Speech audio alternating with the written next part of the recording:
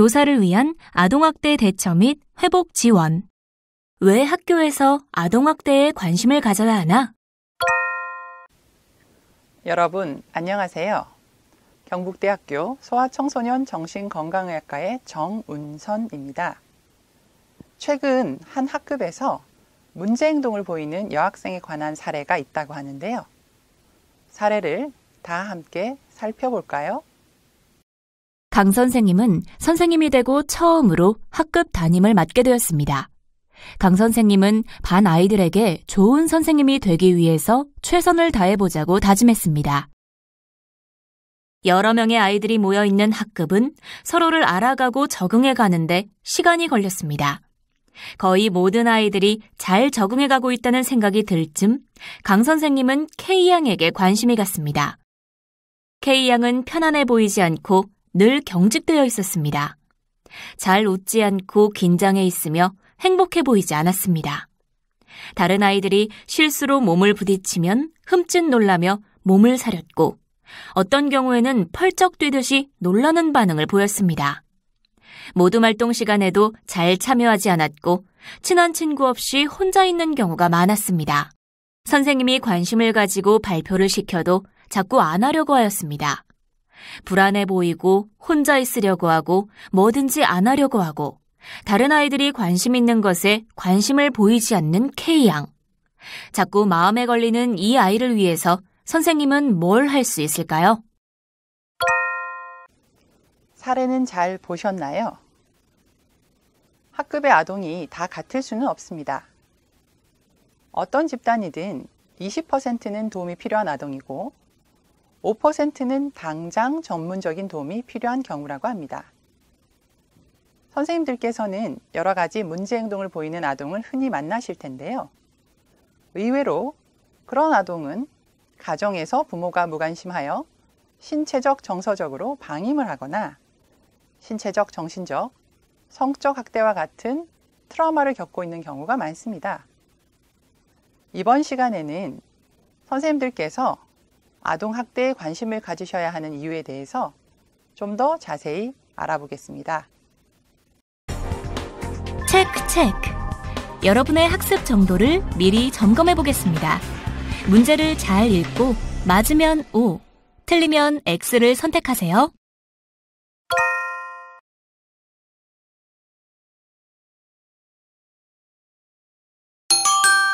정답입니다.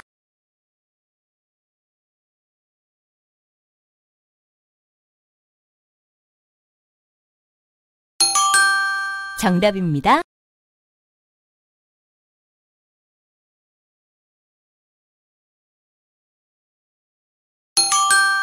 정답입니다. 이번 시간 학습을 통해 우리 삶에 영향을 미치는 트라우마와 교사의 역할에 대해 설명할 수 있으며 트라우마 상태의 뇌에 대해 설명할 수 있습니다. 또한 우리나라의 아동학대에 대한 국가적 관심과 실태에 대해 설명할 수도 있습니다.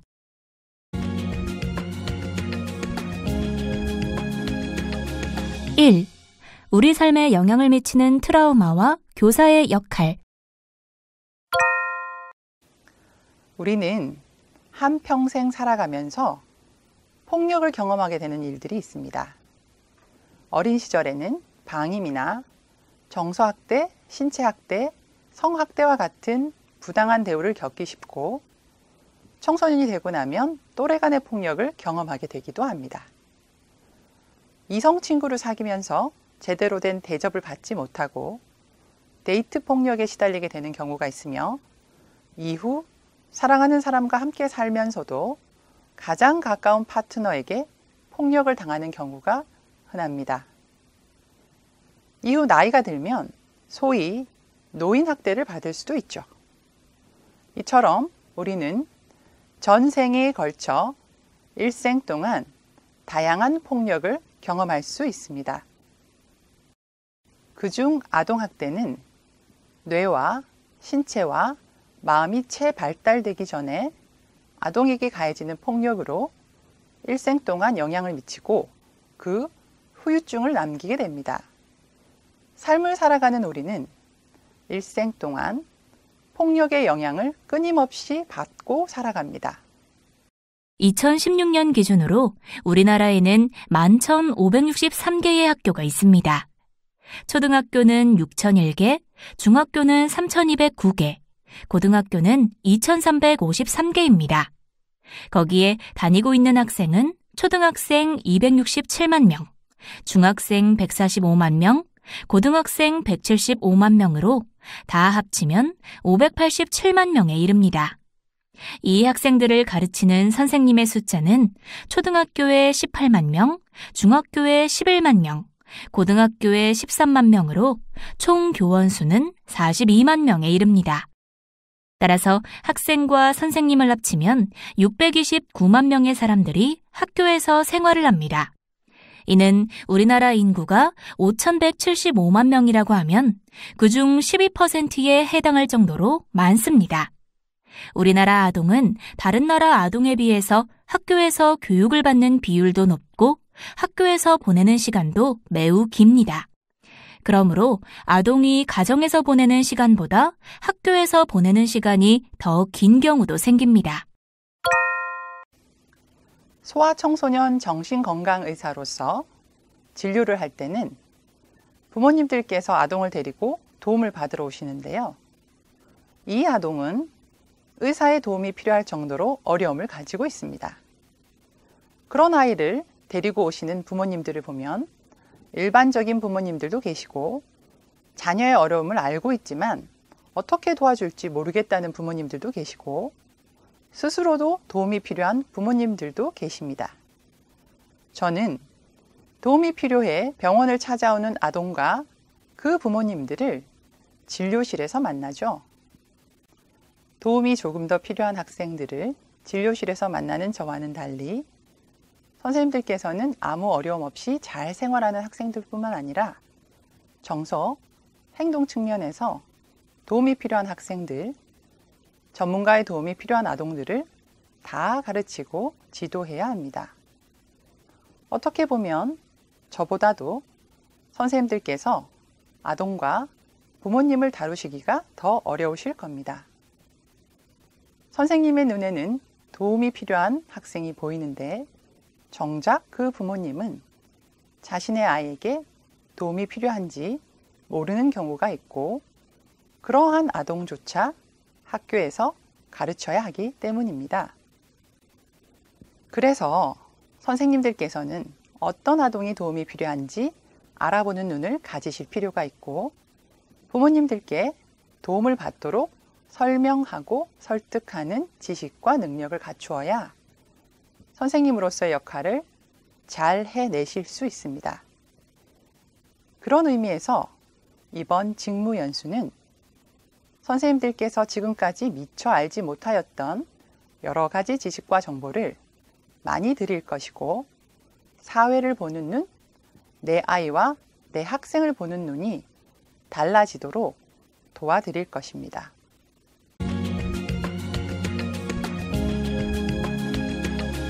이 트라우마 상태의 뇌. 우리나라는 트라우마를 많이 겪은 나라인데요. 일제강점기, 제주 4.3 사건, 6.25 전쟁, 베트남 전쟁 파병, 광주 5.18 민주화 운동, 삼풍 백화점 사건 등 우리나라는 역사적으로 심리적인 트라우마를 많이 겪어온 나라입니다. 공부할 때에 쓰는 뇌는 이마 뒤에 있는 전두엽입니다. 전두엽은 생각하는 뇌로 우리가 어떤 문제를 파악하고 선택하고 결정할 때 사용합니다. 전두엽은 태어날 때부터 발달되어 태어나는 것이 아니라 20대 초반까지 점진적으로 발달해 갑니다. 즉, 인간을 인간답게 하는 뇌, 우리 행동의 CEO 역할을 하는 뇌가 생각하는 뇌, 전두엽입니다. 반면 태어날 때부터 성숙되어서 태어나는 뇌가 있는데 이는 뇌의 중심부에 있는 변연계라는 곳입니다. 이곳은 기억과 감정을 다루는 부분으로 변연계, 즉 림빅 시스템은 가장자리라는 뜻입니다. 이 변연계는 우리에게 위험이 닥쳤을 때 위험 신호를 보내주는 경보 시스템이기도 합니다.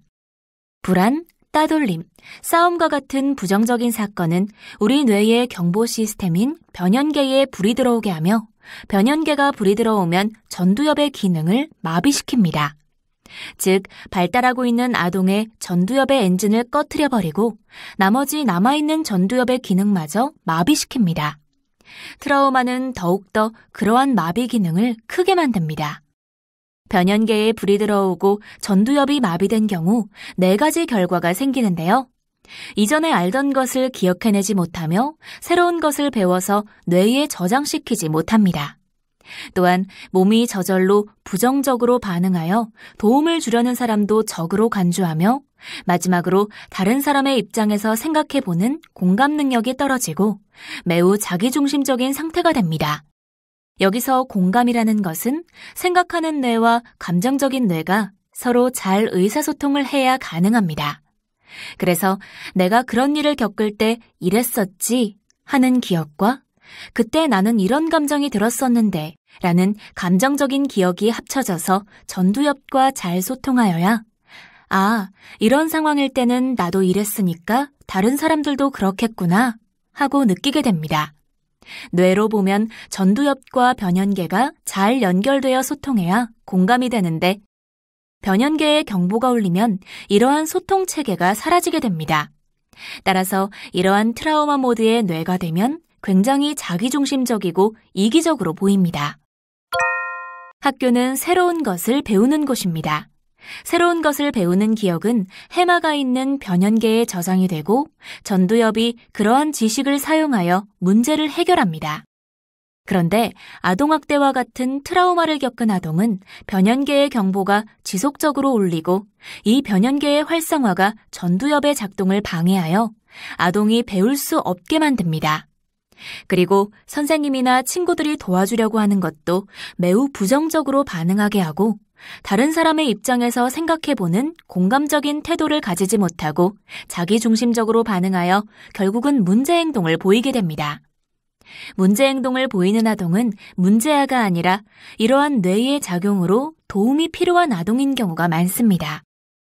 그러한 아동에게 트라우마가 있는지 알아보는 것, 그리고 트라우마에서 벗어날 수 있도록 도와주는 것, 트라우마의 영향을 아동에게 알려주는 것, 그래서 변연계의 과활성을 줄이고 전두엽의 기능을 회복하는 것은 배우고 익히고 사회성을 길러야 하는 아동에게 매우 중요한 일입니다. 어린 시절 겪는 부정적인 유년기 경험은 우리 신체에서 주요한 3가지 시스템의 변화를 일으킨다고 알려져 있는데요. 첫 번째는 앞에서 말씀드린 것처럼 아동의 정상적인 뇌 발달을 저해하고 트라우마 뇌로 작동하게 합니다. 두 번째는 내분비 계통에 부정적인 영향을 끼쳐서 체내에서 스테로이드 호르몬이 높은 농도의 상태로 유지하게 하여 결국 비만과 심혈관 질환을 일어나게 하며 기억의 저장소인 해마의 용량도 줄입니다. 세 번째는 면역 시스템에 영향을 끼쳐 면역이 떨어져서 감염성 질환에 자주 걸려 자주 아프게 됩니다. 그럼 여기서 뇌 발달에 대해 좀 더 자세히 알아보겠습니다. 만성적인 스트레스가 있는 경우 뇌신경세포에 변화가 있습니다. 일반 아동에 비해 학대받은 아동은 뇌신경 세포수가 줄어들고 신경세포가 가지를 많이 내지 못해서 서로 잘 연결되지 못합니다. 검은색 바탕은 전두엽과 기억 저장소인 해마, 파란 바탕은 감정적인 기억 장소인 편도체와 그와 연결되어 있는 안화 전두엽의 뇌세포를 보여줍니다. 학대받은 아동의 뇌신경을 보면 매우 성기고 엉성하고 서로 긴밀하게 연결되어 있지 못하는데요. 이러한 학대받은 아동들의 뇌신경구조학적인 변화는 감정 조절을 잘 못하는 뇌가 되게 하고 영향을 받은 뇌 중 충동 억제와 연관되어 있는 부분은 충동 조절을 잘 못하는 뇌가 되게 합니다. 따라서 학교에서 정서행동의 측면에서 문제행동을 보이는 아동의 경우 도움이 필요한 학생일 가능성이 높습니다. 그러므로 그런 아동을 문제 학생으로 보는 대신 도움이 필요한 아동으로 보는 인식의 전환이 필요합니다. 이런 아동은 어린 시절부터 제대로 된 뇌발달이 되지 않았기 때문에 문제 행동을 일으키는 것입니다.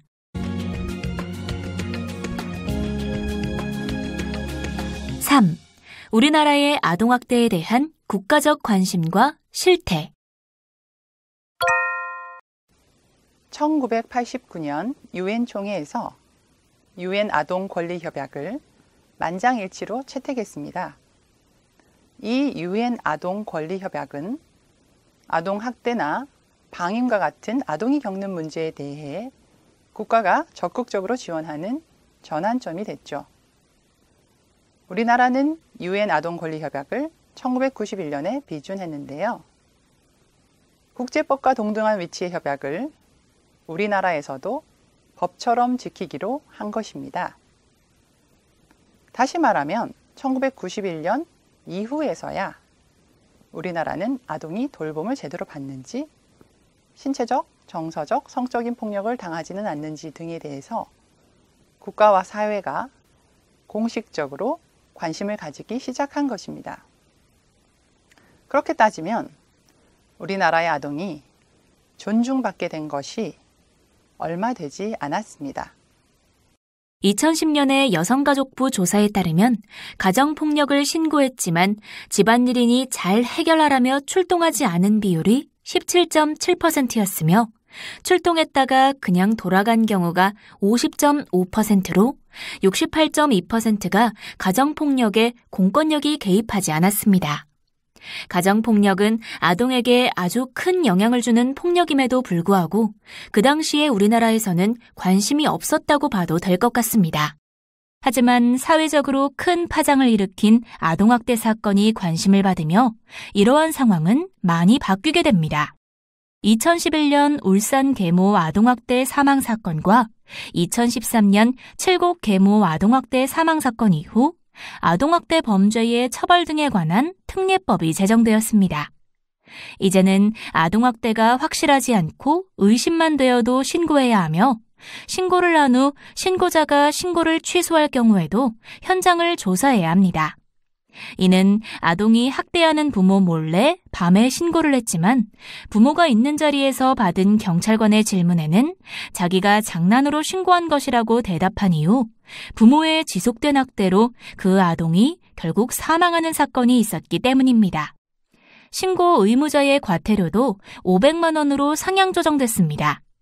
아동보호 전문기관에서 경찰에 동행 출동을 요청하는 경우 의무적으로 출동하여야 하며 친권에 대해서도 임시조치를 통해 판사의 결정으로 일시적으로 제한할 수 있게 됐죠. 이러한 변화는 아동 보호에 대해 국가와 사회가 더 많은 책임을 지는 방향으로 가고 있음을 보여준다 하겠습니다. 앞으로 자주 언급되겠지만 아동학대의 유형을 간단히 살펴보면 아동학대의 유형에는 방임, 신체학대, 정서학대, 성학대 4가지 유형으로 있습니다. 방임은 마이너스로 생각하시면 되는데 해주어야 할 것을 안 해주는 것입니다. 음식을 주지 않고 안전한 잠자리를 제공하지 않고 교육을 시키지 않고 아픈데 병원에 데리고 가지 않으면 방임에 해당합니다. 학대는 플러스로 생각하시면 됩니다. 안 해야 할 것을 하는 것입니다. 때리지 말아야 하는데 때리는 것은 신체학대. 정서적으로 상처를 주면 안 되는데 지속적으로 정서적인 상처를 주는 경우 정서학대, 성적으로 아동의 몸을 이용하는 것을 성학대라고 합니다. 중앙아동보호 전문기관의 통계를 보면 18,700건의 아동학대 신고 접수 사례 중에 학대 가해자는 친부모가 76.1%로 가장 많았습니다. 또한 학대 피해 아동은 학대하는 사람과 같이 사는 경우가 78.6%로 가장 많습니다. 학대를 하는 사람과 받은 아동이 함께 살고 있는 경우가 많아 누군가가 관심을 가지지 않으면 지속적으로 아동은 피해를 받고 이러한 피해는 장기간 이어집니다. 언론이 어린이집 선생님에 대해 집중 보도를 한 후 어린이집에 CCTV를 설치하는 법률이 생겼지만 가정에는 CCTV를 달 수 없습니다. 그러한 이유로 아동학대 신고 의무자의 신고가 중요합니다. 실제 아동학대 신고자 유형은 신고 의무자의 신고율이 32%로 비신고 의무자의 신고율인 68%보다 낮습니다. 그리고 교원의 신고율은 전체 아동학대 신고율 중 15.4%를 차지합니다. 이는 아동학대 특례법 제정 전보다 대폭 높아진 수치입니다. 아동이 얼마나 자주 학대를 받는지 살펴보면 아동학대의 빈도는 일주일에 한 번 이상, 2, 3일에 한 번, 매일을 합하면 41.1%가 됩니다. 거의 반 정도의 아동이 일주일에 한 번 이상 반복해서 학대를 당하고 있습니다. 학대의 유형 중에 여러 가지 학대가 같이 나타나는 중복학대가 가장 많은데요. 중복학대란 정서학대나 신체학대가 같이 나타나는 경우를 말합니다. 중복학대를 제외하고는 정서학대가 가장 많은데 정서학대는 죽어버려, 너 같은 거 나가버려 처럼 아동에게 지속적으로 인격을 모독하고 상처가 되는 말을 하는 것입니다.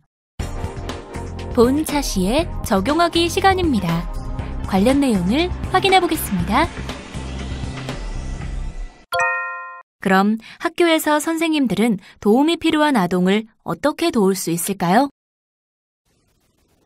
도움이 필요한 아동에게 혹시 다른 사람들이 겪지 않는 경험을 겪고 있지는 않는지, 방임이나 학대를 겪고 있는 것은 아닌지 직접 물어봐 주는 것이 필요합니다.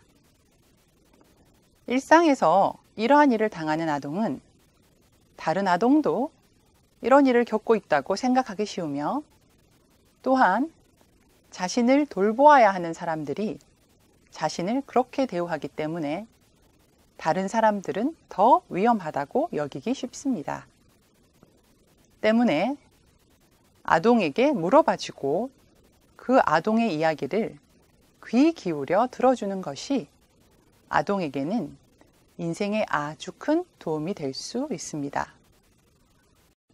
앞에서 말한 도움이 필요한 아동 뒤에 있는 부모님들 중에 어린 시절 이런 부당한 대우를 직접 겪은 분들이 많은데요. 이런 부모로부터는 아동이 도움을 받기 어렵기 때문에 이 아동에게는 선생님들의 도움이 매우 중요하죠.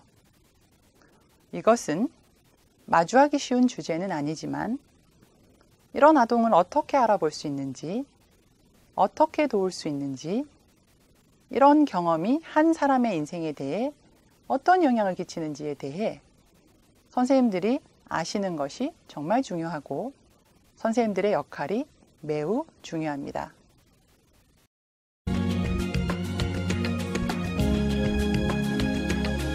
평가하기. 지금까지 살펴본 내용을 퀴즈를 통해 확인해 보겠습니다. 문제는 모두 세 문항이 제시되며 기회는 2번씩 제공됩니다.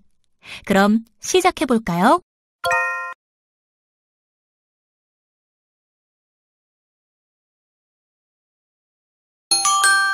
정답입니다.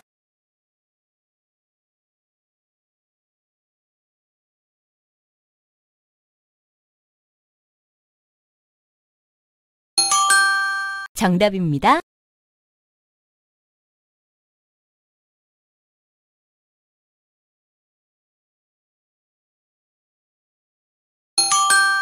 정답입니다.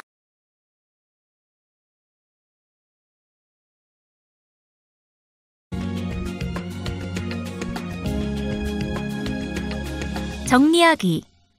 오늘 학습한 내용을 살펴보면서 주요 개념들을 다시 한번 정리해 보세요. 먼저 우리 삶에 영향을 미치는 트라우마와 교사의 역할에 대해 알아봤습니다.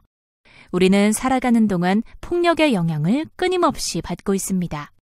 이 중 아동학대는 뇌와 신체와 마음이 채 발달되기 전에 아동에게 가해지는 폭력으로 일생 동안 영향을 미치고 그 후유증을 남기게 됩니다. 그러므로 교사는 어떤 아동이 도움이 필요한지 알아보는 눈과 부모에게 설명하고 설득하는 지식과 능력을 필요로 합니다. 다음으로 트라우마 상태의 뇌에 대해 알아봤는데요. 트라우마 상태가 되면 뇌의 경보 시스템인 변연계가 과활성화되면서 전두엽의 기능이 떨어져 이전에 배운 것을 기억하거나 새로운 것을 배우거나 주변에 대해 긍정적인 태도를 유지하거나 다른 사람의 입장을 공감하는 것이 어려워집니다. 마지막으로 우리나라의 아동학대에 대한 국가적 관심과 실태에 대해 알아봤습니다. 1989년 유엔 총회에서 유엔 아동권리 협약을 만장일치로 채택하였습니다. 이 유엔 아동권리 협약은 아동학대 및 방임과 같은 아동이 겪는 문제에 대해 국가가 적극적으로 지원하는 전환점이 되었습니다. 우리나라는 유엔 아동권리 협약을 1991년에 비준했으며 국제법과 동등한 위치의 협약을 우리나라에서도 법처럼 지키기로 한 것입니다. 다시 말하면 1991년 이후에 우리나라는 아동이 돌봄을 제대로 받는지, 신체적, 정서적, 성적인 폭력을 당하지는 않는지 등에 대해 국가와 사회가 공식적으로 관심을 가지기 시작한 것입니다. 그렇게 따지면 우리나라의 아동이 존중받은 것이 얼마 되지 않았습니다. 지금까지 왜 학교에서 아동학대에 관심을 가져야 하나에 대해 학습했습니다. 수고하셨습니다.